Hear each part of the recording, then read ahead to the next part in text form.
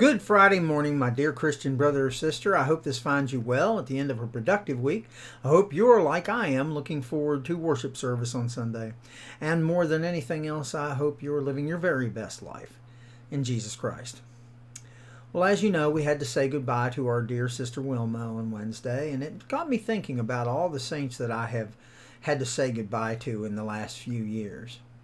And I started to think about them, and none of them ever had what we would call an easy life.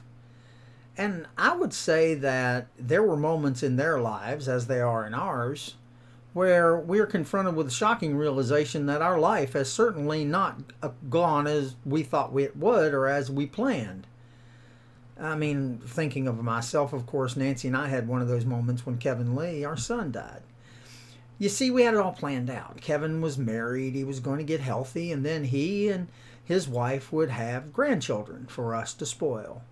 Nancy and I have always spent our lives loving kids, and that just seemed appropriate. We'd already made our wills, our insurance policies, and pretty much everything in our lives based on the assumption that he would be there in our old age, and that he would go on to outlive us both. Then in the span between one breath and another, it all changed.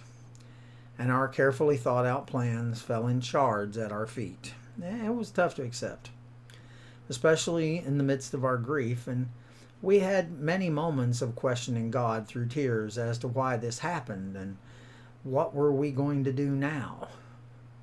No amount of wishing it were different could change it. Over time, though, through a lot of faith and a lot of tears, God helped me to accept that although I couldn't change the circumstances I found myself in, I could change how I reacted to them. I realized I've been given one life to live, this life, and I could either continue to allow adversity to overcome my happiness and joy, I could allow it to crush me, or I could embrace God's promise of abundant life and make it reality on my own. The choice was mine. And it still is, every day. In John 10:10, Jesus explains that there's a thief who seeks to steal, and kill, and destroy us. But Jesus declared that he came to earth so that we could not only live life, but live it abundantly despite that thief's intentions. I mean, his exact quotes are, I came that they may have life and have it abundantly. Here we see the contrast between the destroyer of all happiness and joy and the giver of joy. And Jesus was explaining he is the answer to experiencing the very best life possible despite what life throws at us. He is what gives our life meaning and joy. As I said on Wednesday, when I think of Sister Wilma, I can't help but remember her smile of just pure joy.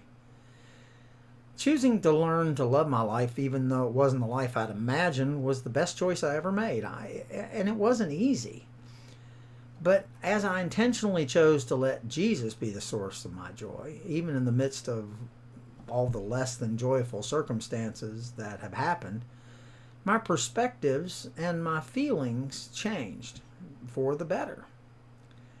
The life we have today, and all it includes, does or doesn't include, is the life that God has given us. It's the life we're supposed to love, despite what may be happening right now or what we think it looks like. It's the only life we have, and the only life we're going to get this side of the grave.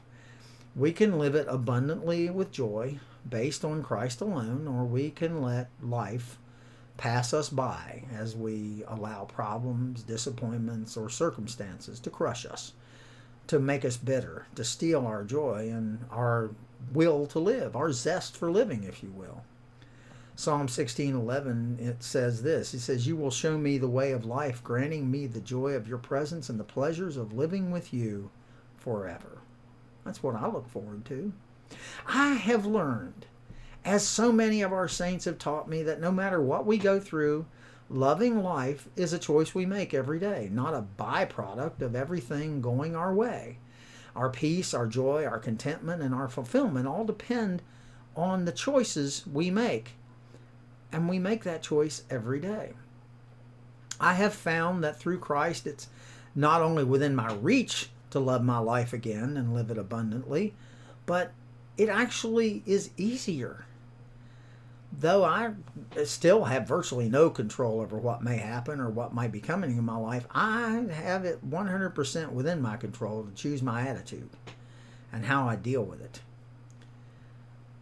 If I find joy in all situations, then I am living as Christ wants me to live. And it's the same for you. I mean, I want to tell you today that when it comes to your joy, we live for Christ. We who live for Christ are in control. So he gives us that control. So choose wisely.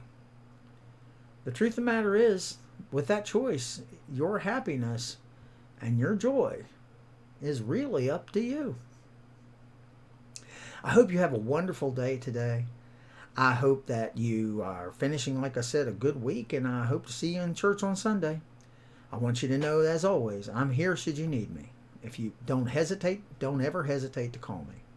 And I truly love you all. Bye-bye.